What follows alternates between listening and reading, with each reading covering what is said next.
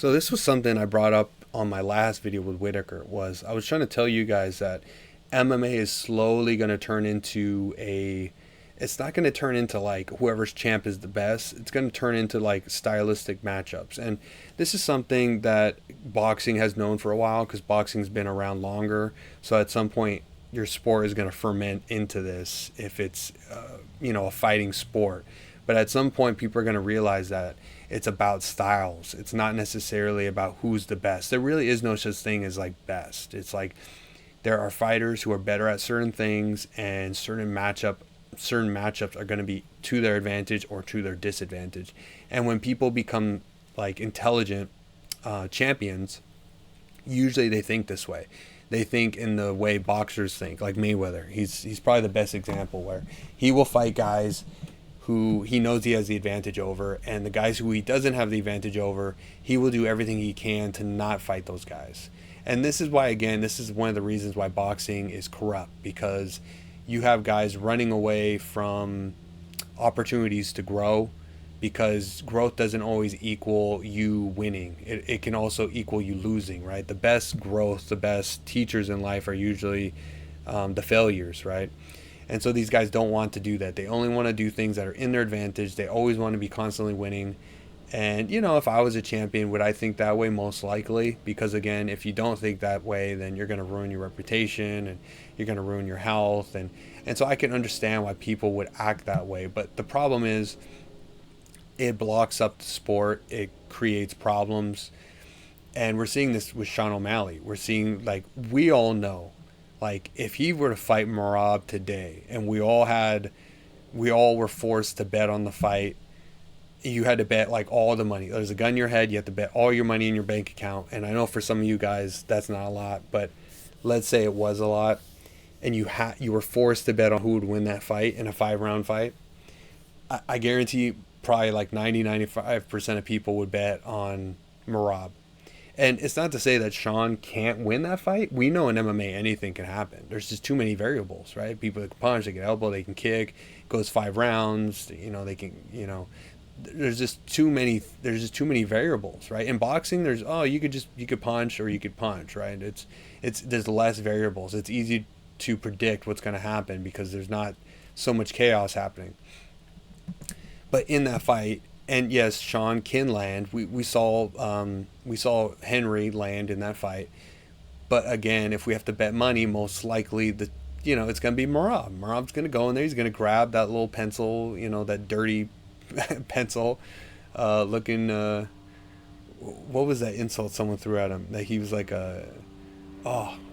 maybe I'll think of it later.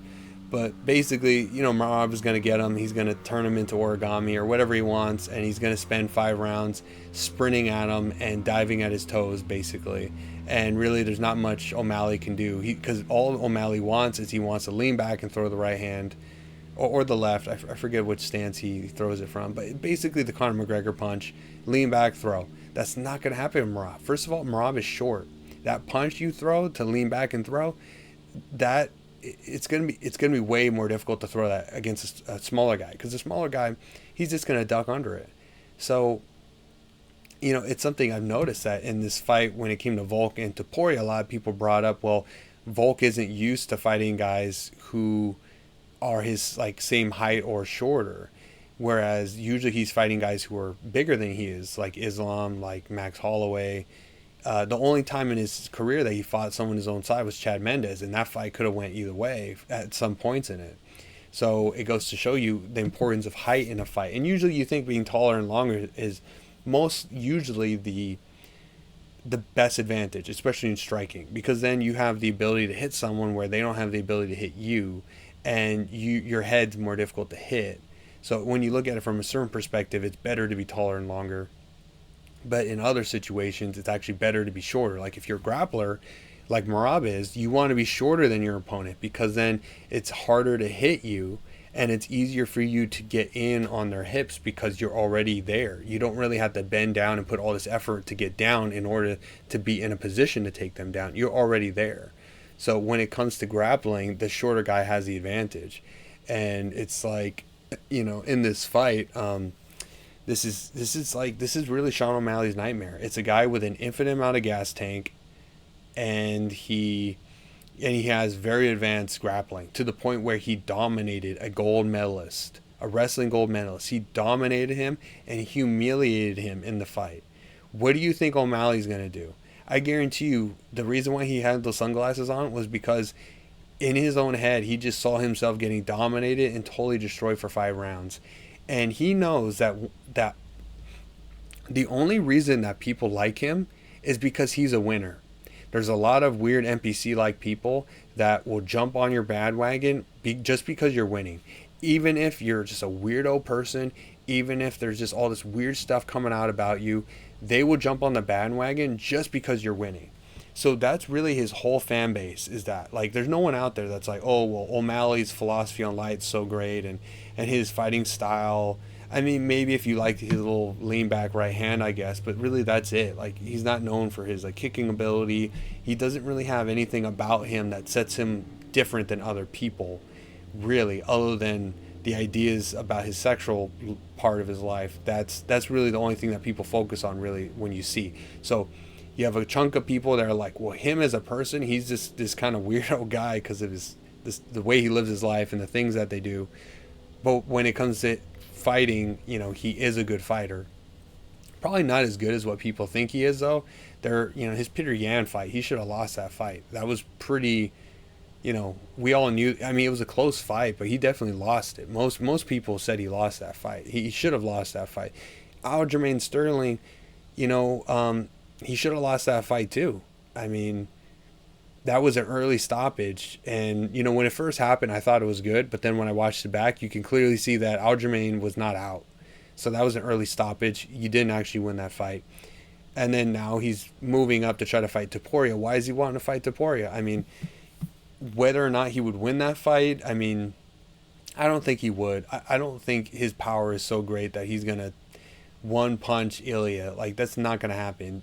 I mean, especially Ilya has experience dealing with guys throwing these bombs at him. Like his fight before Volk, I mean, he was going up against a knockout artist right there who probably has more power than Sean O'Malley does.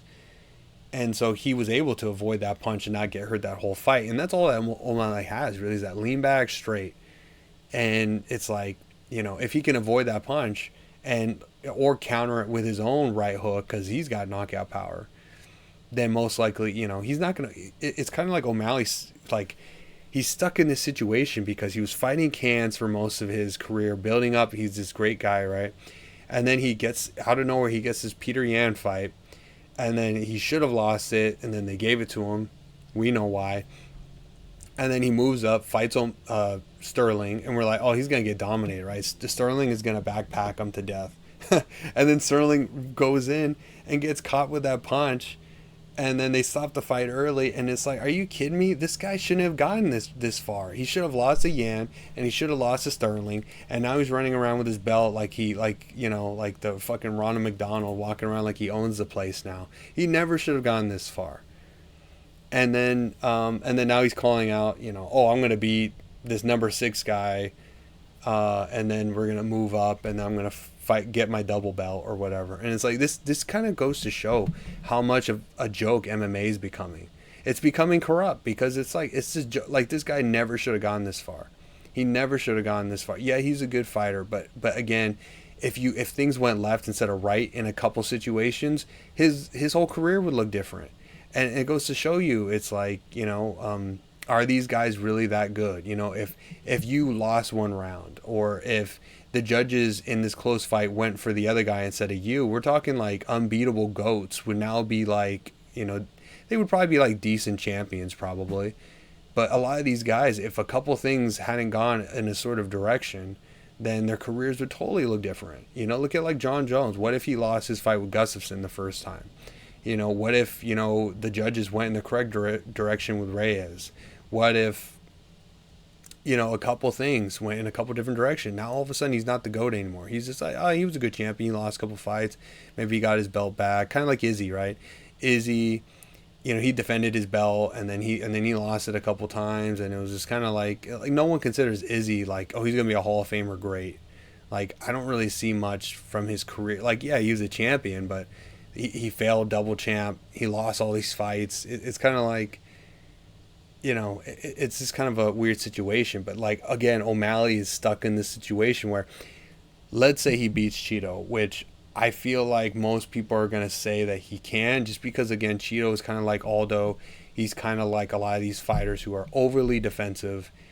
When he fought Sandhagen, he didn't know what to do. He just played defense for 5 rounds. He landed a couple good shots, and then he just thought that they would give him the win. But you need to be active. You need to land more. This is a sport now. This isn't just typical martial arts. This is a sport.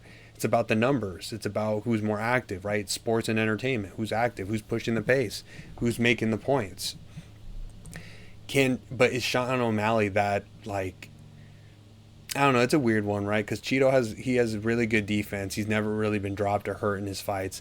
He has power, and at the same time but he's not that active. But at the same time, O'Malley isn't that active. He's kind of a counter puncher, and so it's kind of like you kind of got this, like, I don't know. I feel like it's going to be a fight where not a lot's going to happen. It's going to come down to these samurai kind of like, pull out your sword, run at each other last kind of things, right? Because Cheeto can probably take everything O'Malley throws at him because he's got a good chin. And then, O'Malley might get exhausted, or who knows? I mean, it's kind of O'Malley's. I mean, the fight could go either way, technically. I mean, who knows? 1 minute you say someone's got a chin, and the next minute they're face planted. So who knows on that one? But either way, whether he beats Cheeto or not, Ilya is a fight that he most likely won't win if Ilya were to take it, which he could, because he's not going to get the Conor fight or anything like that. And then below him are just like a ton of guys that would probably take him out. Like Sandhagen doesn't have knockout power, but he is very active. So O'Malley may get just taken out by the high volume of strikes and activity. And not only that, but Sandhagen also has very good grappling. So he could do that. He could just out grapple him. And then you have Merab, right? Merab is this ultimate monster, ultimate gas tank, super high level grappling. Merab is most likely going to take everybody out. Most likely, he took out Henry, no problem. And then Sterling left the division, so he would easily take out Sandhagen. If Sterling could take out Sandhagen just through grappling, I could see Merab doing that. He would just grab him, he would just take him out. I don't see anyone in the division, honestly, that look as impressive as Merab right now. Because Merab didn't just look good grappling-wise. He looked fine cardio-wise. And he was in there, like, he was strong mentally. Like, yeah, there was a moment in the fight where he got hurt, but he never really let it get to him.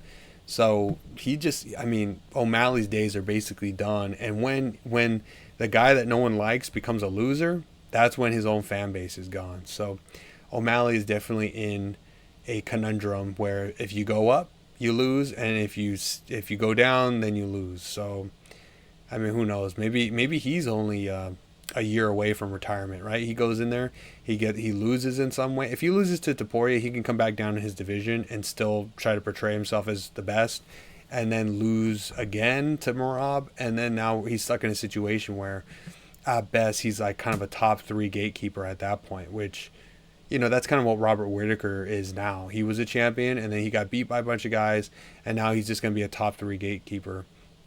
And you see that with Colby. Colby was that gatekeeper for a while, too. Not good enough to beat the champ, but too good for everyone below him, so you become like a top 3 gatekeeper kind of guy. Same thing with Max Holloway's in that gatekeeper kind of position. So, I kind of see potentially O'Malley becoming that. But the problem is his ego is too connected to being the champ. He's, like Whittaker, yeah, he was champion, but, he's also Robert Whittaker, so it's different. But some of these guys are way too connected, like Volk, his connection to the belt is too much. And I think because of that, he wouldn't be able to, his ego won't allow him to be just a top 3 gatekeeper, even if you're racking up wins, even if you're racking up money. If it's not for a specific purpose, then it's meaningless. So it's an interesting situation he's in.